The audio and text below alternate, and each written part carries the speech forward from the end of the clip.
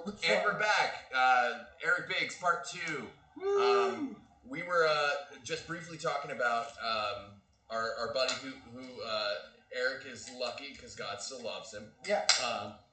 JP, who produces the Birthday Boys podcast. Yeah.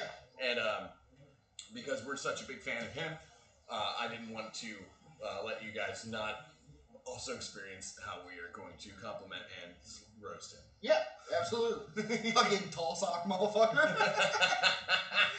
My favorite thing is I know he's gonna watch.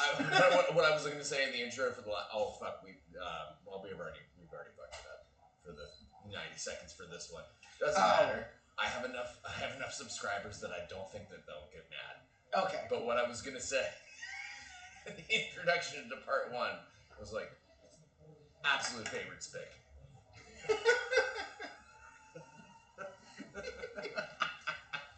Well, unless you count Celia. But in my mind, she's just like a BBW Latina. You know what I mean? CB's like, I don't know if I want to be associated with this podcast anymore. I thought you were BBW Latinos and was like, hold on, I got opinions. I gotta go back to the bathroom. Yeah. That was a finger in Dave's ass. Alright.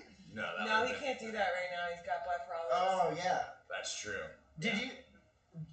So, were you like getting prepped for surgery yesterday? Well, I got imaging yesterday. Okay. Here, actually, this is probably important and also, like, because I'm making it very public because I'm a Canadian. Yeah. So I got imaging yesterday for like an hour. So my doctor was like, we're going to get it stat, which means probably by the end of day Friday. Yeah. You will, I'll get the results, I'll be able to look at them, and then I'll call you and I'll tell you what's up. Within an hour. So stat means stat. Yeah. She called me and she was like, so here's the deal, Dave. And I could tell she was like, I have to break this really horrible news to this guy. And I felt, well, I'll get to that. She was like, so your diverticulitis has bonded to the other side of your colon and created another diverticulitis and also what we call a fissure, which is a precancerous condition. Nice.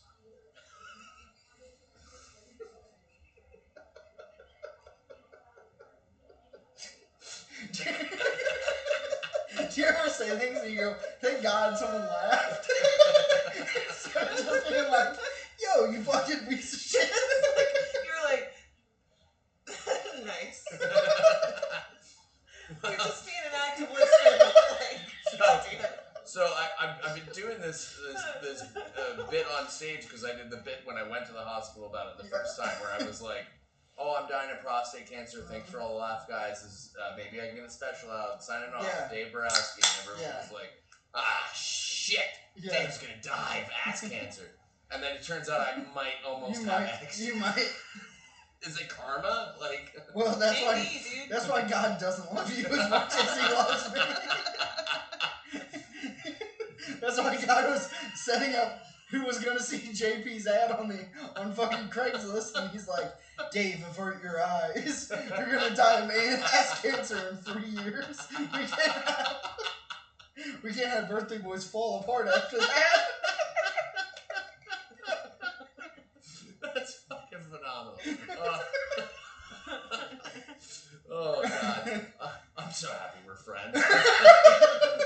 Say, fucking cheers to that. Cheers to the friendship. Where you can be like, yeah, you're gonna die of ass cancer, Dave. Yeah. That's hilarious. Don't worry, Steve. Nice. We'll up the production value of the pod once Dave dies. We'll get JP will have to take it over. Yeah, we'll get you on Birthday Boys Network.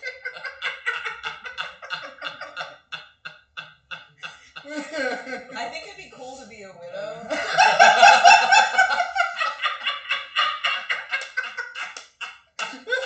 Getting married just to be a widow is fucking hilarious. Like it's like they're like, it's terminal. She's like, put a fucking ring on me, you piece of shit. I want the cats and the clout. Jesus. Her first special, my husband Dave. Oh shit. She does the first 15 minutes of your material. I know. In memoriam. Yeah, I'm gonna wear all black. Yeah, I know he'd want somebody to hear this, so. You put a green wig on. And then after the 15 minutes of like my most like killer jokes, you just take it off and go. Anyways, I'm sad. Yeah. But anyways, I'm now dating Tyreek, as Dave would have wanted. And Tyreek is whatever race you guys thought he was at home. Oh my god. And honestly, I ship it, and I'm fine with it. I'm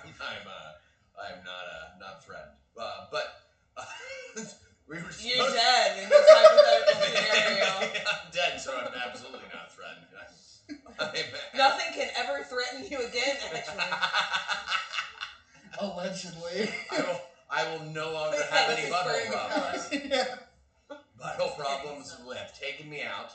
It's where my whole trauma started, and it's where it ended. So it's full circle. It's like an Ouroboros. Like your diverticulitis. Like the circle of your asshole ring.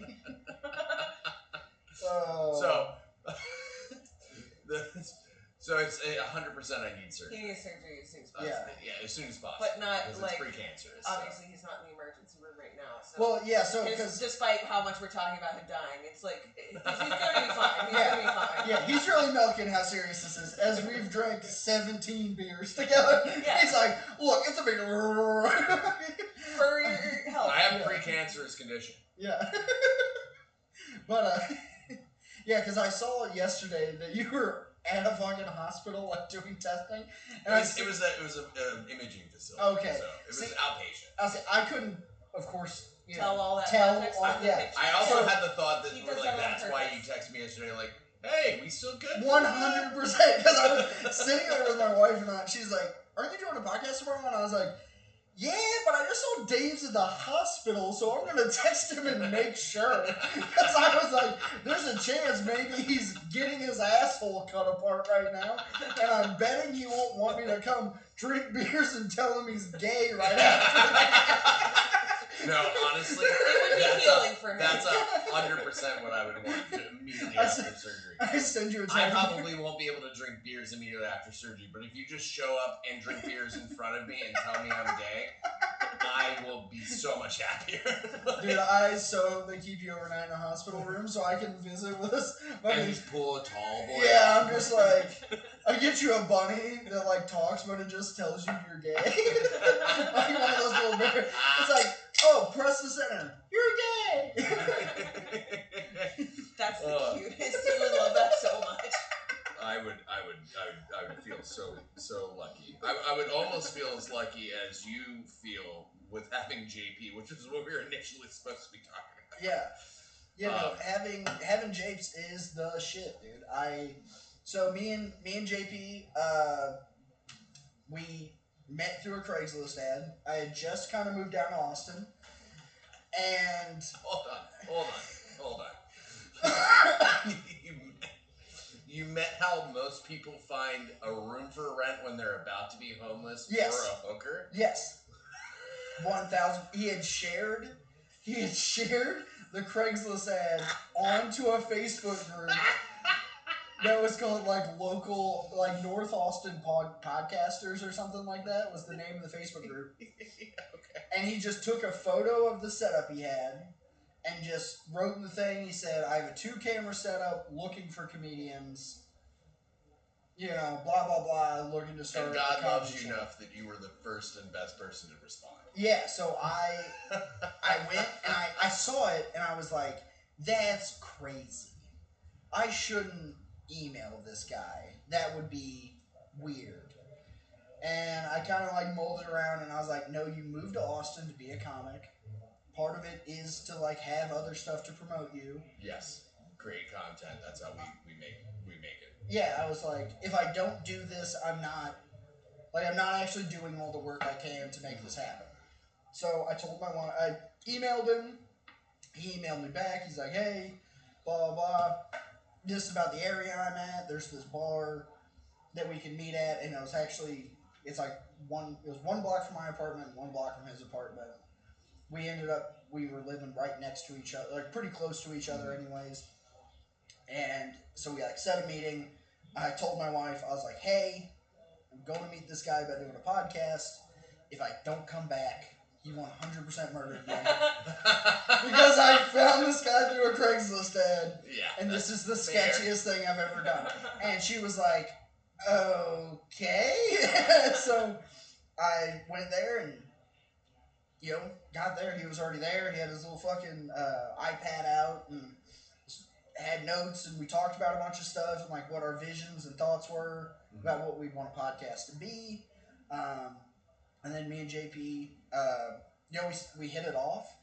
He told me about, he has a yoga channel that he was already producing for almost like 10 years by the time we met. Oh, wow. So, I didn't know that. Yeah, so he has this yoga channel. That was like his big thing. And then he was like, I've always wanted to do a comedy podcast. He's like, I tried to do it with some of my friends. He's like, and it just wasn't. Out. Yeah, it's the way that most of these things go. Yeah. It's the reason that like 90% of podcasts don't make it past episode 10. So. Well, you are going to be, I think, like in the 20s. Hell yeah. Of this podcast. Yeah. That now, means... to be fair, I did record like 30 episodes with my buddy Will. Shout out, Will. You're very fucking funny, and he makes me laugh more than almost any human being I've ever met in my entire life. Yeah. However, he says the N-word a lot.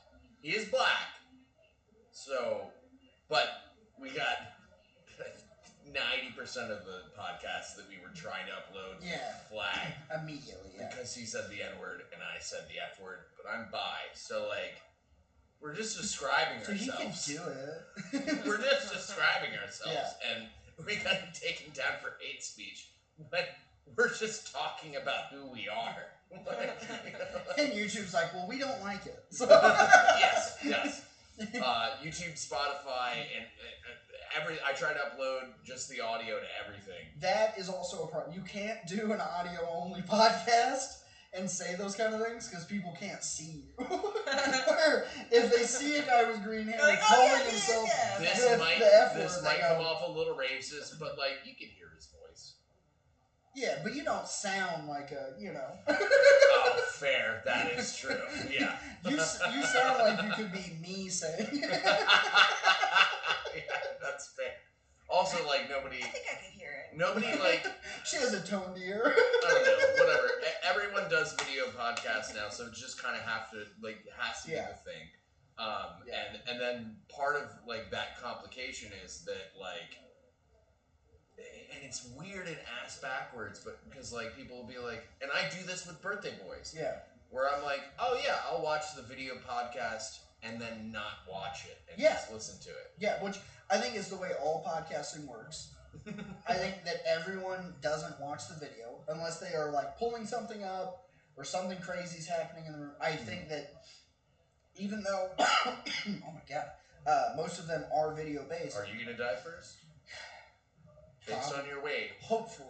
Oh my god. Then I'm gonna leave you my jokes, and you're gonna be like, look, I have some stuff that's not about death and murder and rape, but this fat guy I hung out with a few times, he has jokes about his wife or something that I gotta talk about. I will absolutely do your bits at your funeral. Yeah, you're like my first thing. Andrew, this is Eric Biggs, by the way. Hey, how's it going? Nice to meet you, man. Nice to meet you. This is my best friend who we live with, and he's great. And now he's leaving. Cool. He was afraid Stevie was gonna fucking choke him out again.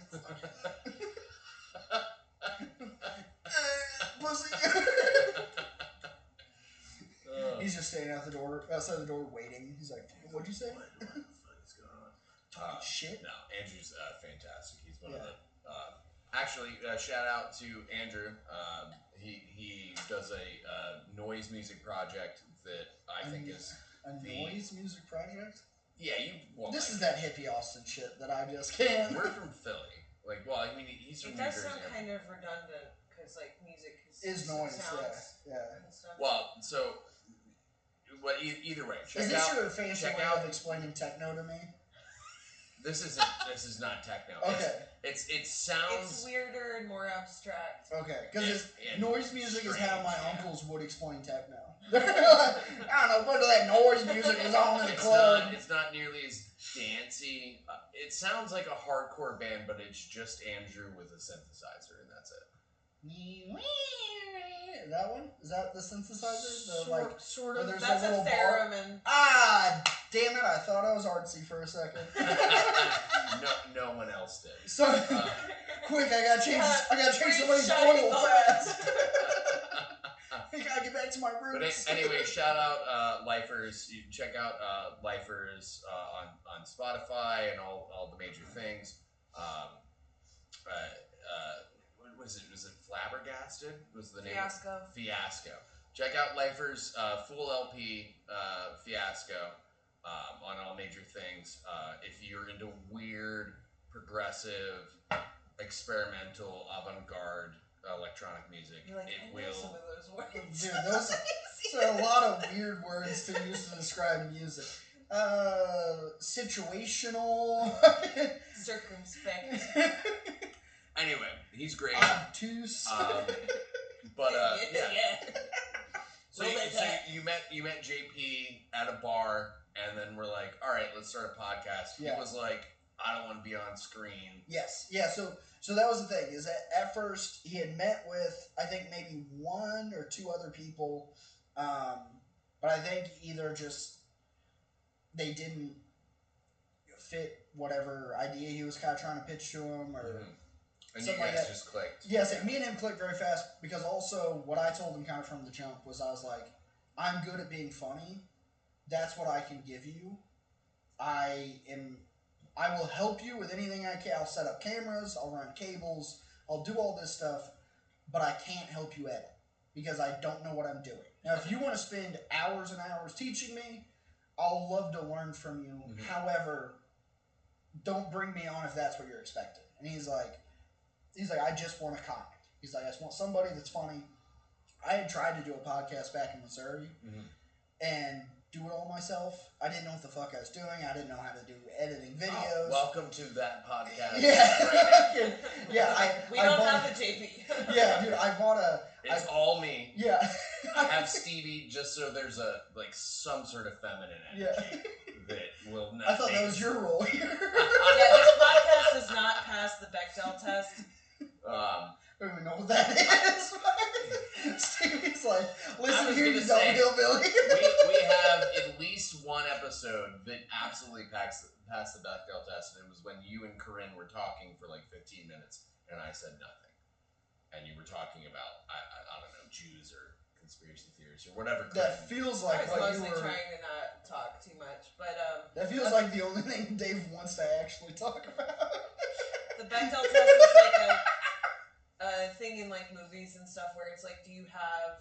I can't remember all the things about it, but it's like two female to characters, each other, not about a man, for more than 30 seconds, I think it is.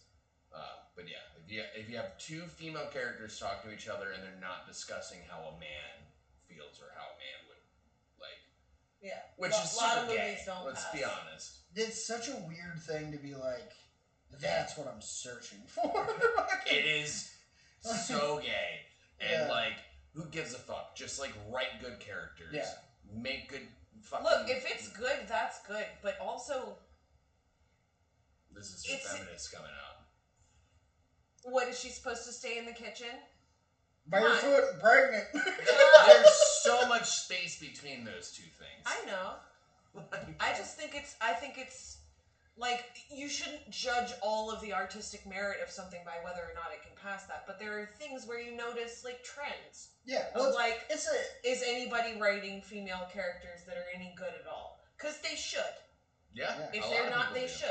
I think should women be able to, pretty well. like, maybe there's two of them and they can talk about something other than the character development of the male character. I think it's penis. Just let them talk about their hair, you know? It's not. I think it's penis envy. All right, Freud, chill out. Is that the one that wanted to fuck? They're like, we're gonna make we're gonna make a whole test. You're so and call it a thing. And we're gonna call it a thing specific specifically, and all the rules about it is like, does a penis get brought up? Sounds like something someone with a penis would have a problem with. It's not penis heavy. I don't have a problem with vaginas. I think they're cool. Not as cool as buttholes, but, you know, like, what can be, you know? That's super gay. That's so gay. That is actually the gayest part about me, is that I'm like, oh, pussy's cool. However. Dude, butthole's not better. I'll die on this hill. Fucking. Yeah, but you're like, you. I'll let y'all have that conversation. Anyways, talk about pussies and buttholes. So JP. Yeah, no, that's good. Yeah. No, like I think you got blessed, and I remember, like I met both of you in person for the first time I was on your podcast, and that's when you met both me and Stevie. She just watched and was like, you know, me and you had met in passing. Oh, that's right, and we figured it out. Yeah, so we met at Roscoe's. Yeah, we had met at Roscoe's. I went and was doing the open mic there or whatever, and it was like most Austin open mics, a lot of meat grinder. Yeah, it's a meat grinder, and I remember I went up. I had a fairly decent set. Like, I'm not gonna say it was the best thing ever. I thought you were funny. That's why I talked to you outside when I was smoking a cigarette. Yeah. I was like, hey, I can't remember what the bit is, but I remember specifically that I was like, hey, I like this bit. Yeah, well, and I remember you came over, the first thing you said, you're like, I knew whenever you moved the stool and the stand that I should watch what you were doing. And I was like, oh, this is another real comic. Yes. Because that's something that is like, whenever somebody goes up there and everything is in their way, and then they hide behind everything that's on stage. Yeah, they're not. I instantly go like, oh, you don't know what you're doing yet. Yeah. Which is fine. Yeah, I mean, everybody's got to grow. We've all been there, but it is like, but like, if you go up, you pull the mic out, you move the stand, you get everything situated, and then you go, all right, let's start. Yeah. Like, you know, you're like, all right, this guy knows what the fuck they're doing. Yes, it's a quick, easy step, especially whenever you're out in the meat grinder of open mics. Yeah. To be like, I should watch this person for sure, or we'll see, maybe if they say something funny that catches my attention, I'll pay attention, you know? Yeah. So, but yeah, I remember you saying that and being like, oh, okay, this guy's also... He's like on the level. Yeah, this guy's also a good comic. And then you did a set, I think, maybe to close it out or towards the tail end, and I was like, oh, that's why, because he's funny. Oh, thank you. Yeah. I was like, he's funny, and then me and JP were actually talking about it, that... on how we got you, like, in the early days, I didn't give any, like, input, but I didn't give any input about guest. Right. I let JP handle everything. He would just tell me. He reached out to me. Yes, so he would just go and tell me, like, hey, we're having this person on, have you heard of them or not? And then if not, I'd do a little research. And he's like, hey, this guy was on Kill Tony. And that's kind of like where JP would get a lot of his... people from the Austin scene. Yeah. I mean, it's a benchmark. Yeah, it's a good thing of being like, okay, they were funny, they were able to like have an interesting interview. Maybe they can come on and have a good conversation. Right. Yeah. You know, it's kind of an easy baseline to start off. Because I was on your podcast, I think before my second Kill Tony. Yes. Yeah. Right? I think it was. And then I kind of like blew up for like 2 months. Yeah, I think it was. Yeah, it was right after your first one. We were still in the very first Birthday Boy studio, which was just in JP's bedroom. And then, I remember. Yeah, and then JP kept on being like, we need to like have more women on. And I was like, we can't have women onto a podcast that no one knows about and then just be like, yeah, we're in a bedroom in a corner. Like, that's crazy. That's gonna make people be like, I don't know, like, we were kind of trying to be funny, but then there was a bed there. Being trafficked. Yeah, like, it was one of those, it was like, you can't just have a chick be like, all right, you're gonna come into a vacant apartment, and then come up to a bedroom, and sit in a corner and talk for an hour, like, so, but yeah, so you were one of our very early, like, first round of guests that we had on. Yeah, it was like, I think the 10th or 12th guest or something. It was something like that. It was very, very early. You were just doing it with I can't remember the comic that you Cody Mack. Cody Mack. Yeah, which He's a great guy. Yeah, still funny guy. Yeah, still very good friends. Didn't shake out. Yeah. It was him and JP has kind of had some creative differences on the way they wanted the podcast to go. Cody had some other projects he wanted to work on, so yeah, it just kind of split, and it kind of all just worked out. Like he's been able to do a bunch of the stuff he was wanting to do. We've been able to go and take the podcast a very different route. And JP has gotten very fucking funny. Yes, it's been very, very nice to see because like I said, whenever I guess maybe I didn't explain. So whenever me and JP first met, we were like, all right, let's try to do some like tester episodes because he hadn't found another comic yet. And he's like, let's do some tester episodes. We recorded 3 episodes, just me and JP. And I was like, all right, I think these were fun. Like, whatever. Like, we're figuring it out. We're learning who the other person kind of is. The stuff you can't. Yeah. All your zones and stuff. And then JP like reached out and he's like, hey, I'm not funny enough to do this. Like, I'm gonna be a holdback on this podcast, and I don't want to be on camera. He's like, I want to be on camera maybe 10% of the time. Just over in the chair. I mean, that was like my first episode. Yeah. JP was over there doing all the producer stuff. And so he's like, I gotta find another comic. So he ended up finding Cody Mack. Very funny guy. Me and him also clicked very fast. And it turned out me and him had the exact same birthday. So it is shit. Yeah, it ended up being, why it's called Birthday Boys? It wasn't. It was just a name JP had came up with, but then it was a very easy explanation for people. It was like, oh yeah, me and Cody have the same birthday. There we go. So it was kind of like an easy graze over. Okay.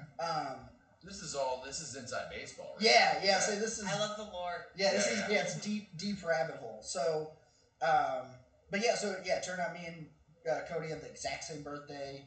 All this kind of stuff, just like 2 years apart or something like that. So it made it very kind of simple to explain the name. Whenever you're like, why the fuck are you guys the birthday boy? And we're like, oh, it's their birthday. I think it's a really good name. It really is. It's an easy thing, and then it's also an easy way of like. If you guys ever do a naked roast, I'm good. I'm good, dude. I got fucking man tits, and my stomach looks like a blown out asshole because I got stretch marks on it. Fucking, I don't need to be fucking naked in front of nobody. I fucking. It's not needed. Birthday episode? Yeah, 100%. 100%. When's your birthday? End of September. Yeah, September 21st. Yeah. And then when's my birthday? We just almost had a fight. Yeah, I don't know why. He gets this twinkle in his eye where he's like, relationship, isn't he? It's my birthday. A little bit. I do kind of like to be a little bit of a dommy lesbian sometimes. Yeah. Is that weird? Where I'm like, if you can handle if you put me in my masculine energy, that's where I'm gonna be. Yeah, no, I absolutely can. Not with knowing you. So ask Eric another thing about life. No, I don't want it. Welcome. No, don't bite me. Stop it. This is a really good podcast. I'm going to do it. I hate you. To stop it.